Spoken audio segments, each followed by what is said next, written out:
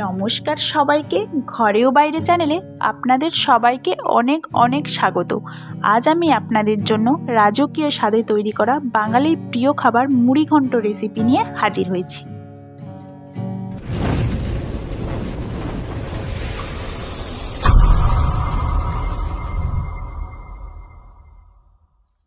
মুড়িঘণ্ট বানানোর জন্যই প্রথমে আমি এখানে নিয়ে নিয়েছি একটি মাঝারি সাইজের কাতলা মাছের মুড়ো, যেটিকে আমি সামান্য হলুদ, লবণ এবং সর্ষের তেল দিয়ে ম্যারিনেট করে নেব।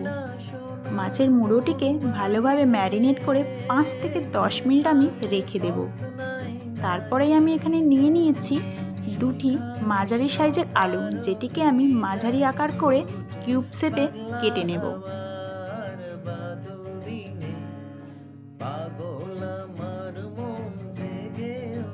তারপরই এখানে আমি ব্যবহার করছি একটি বড় সাইজের টমেটো, যেটিকে ভালোভাবে কুচিয়ে নিতে হবে।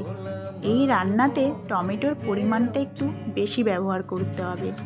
তারপর আমি এখানে দুটি মাঝারি সাইজের পেঁয়াজ নিয়ে নিয়েছি, যেটিকে ভালোভাবে কুচিয়ে নেব।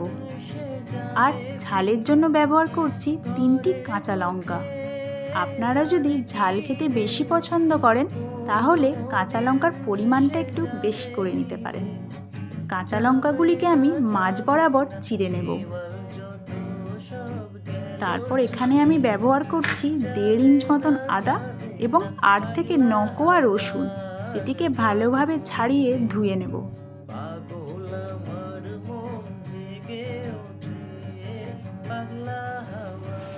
আলুগুলিকে কেটে রাখার পর আমি একটু 5 থেকে 10 মিনিট জলে ভিজিয়ে রেখেছিলাম।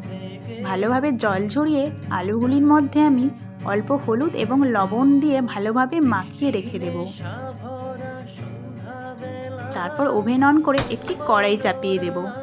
এখানে আমি হাফ কাপ মতন গোবিন্দভোগ চাল নিয়ে নিয়েছি, যেটিকে আমি 10 থেকে 15 মিনিট জলে ভিজিয়ে রাখবো।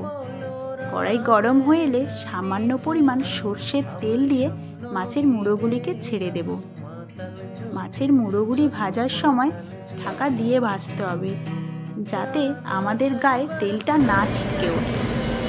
মাছের মুড়োগুলিকে আমি এখানে ভালোভাবে ভেজে নেব। মাছের মুড়োগুলো ভাজা হতে থাক, তার মধ্যে এখানে আমি একটি ভাজা মশলা তৈরি করে নেব, যার জন্য নিয়ে নিয়েছি একটি শুকনো লঙ্কা, গোটা এলাচ, দারচিনি, লবঙ্গ, সামান্য পরিমাণ গোটা জিরে, সামরিচ এবং গোলমরিচ।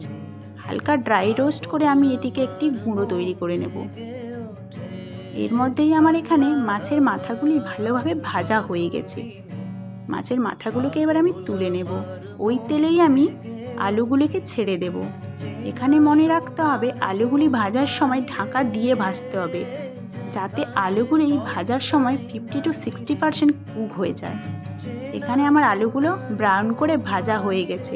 আলুগুলো এবার তুলে নেব। ওই তেলেই আমি এখানে পেঁয়াজ কুচিগুলি দিয়ে দেব। পেঁয়াজগুলি হালকা ব্রাউন হয়ে এলে এর মধ্যেই আমি আদা রসুনের পেস্ট দিয়ে দেব। আদা রসুন পেস্ট দেওয়ার পর অল্প লবণ দিয়ে ভালোভাবে কষাতে থাকবো।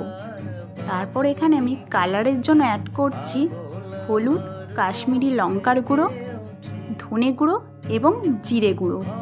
তারপর পুরো মশলাটিকে আমি ভালোভাবে কষাতে থাকবো যতক্ষণ না অবধি আদা রসুনের কাঁচা গন্ধটা চলে যায়। সামান্য জল অ্যাড করে ভালোভাবে মশলাটিকে কষাবো। মশলাটি কষানো হয়ে গেলে এখানে আমি দিয়ে দেব কুচিয়ে রাখা টমেটো এবং কাঁচা লঙ্কা। পুরো মশলাটিকে ভালোভাবে কষিয়ে নেব। দেখুন বন্ধুরা, মশলা থেকে কিন্তু তেল ছেড়ে দিয়েছে। এর মধ্যে অল্প জল অ্যাড করলাম। তারপরে ভালোভাবে কষাতে থাকবো। এরপর আমি এখানে অ্যাড করে দেব ভিজিয়ে রাখা গোবিন্দভোগ চাল। তারপরে পুরো উপকরণটি ভালোভাবে কষাতে হবে। ভালোভাবে কষানো হয়ে গেলে ভেজে তুলে রাখা আলুগুলোও দিয়ে দেব। ভালোভাবে নাড়াচাড়া করতে হবে। এখানে আমি 1 কাপ জল ব্যবহার করেছি। যেহেতু আমি হাফ কাপ চাল নিয়েছিলাম, তার জন্য কিন্তু আমি এখানে 1 কাপ জল ব্যবহার করেছি। আপনারা যতটা পরিমাণ গোবিন্দভোগ চাল নেবেন ঠিক তার থেকে ডবল পরিমাণ জল ব্যবহার করবেন। ভালোভাবে ঢাকা দিয়ে ফুটাতে দেব। ফুটে উঠলে এর মধ্যে ভেজে তুলে রাখা মাছের মুড়োটি দিয়ে ভালোভাবে নাড়াচাড়া করব। ঢাকা দিয়ে অল্প ফোটানোর পর দেখুন বন্ধুরা, এখানে কিন্তু আমার চাল এবং আলু ভালোভাবেই সেদ্ধ হয়ে গেছে। আপনারা চাইলে এরকম জল রেখেই নামাতে পারেন। আমি যেহেতু একটু শুকনো শুকনো বানাবো তার জন্য জলটাকে ফুটিয়ে নেব। এখানে আমি অল্প চিনিও অ্যাড করেছিলাম আর নামানোর আগে সামান্য পরিমাণ ঘি এবং ভাজা মশলা দিয়ে ঢাকা দিয়ে দেব। এখানে আমার কিন্তু পুরো প্রিপারেশনটি তৈরি হয়ে গেছে। আপনারাও কিন্তু বাড়িতে এভাবেই মুড়িঘণ্ট খুবই অল্প সময়ে বানাতে পারেন, আর যেটা খেতে হবে একেবারে রাজকীয়ভাবে। আর মুড়িঘণ্ট তো আমাদের বাঙালির খুবই প্রিয় একটি খাবার। যেসব বন্ধুদের চ্যানেলটিকে সাবস্ক্রাইব করা নেই তারা কিন্তু অতি অবশ্যই চ্যানেলটিকে সাবস্ক্রাইব করে দেবেন।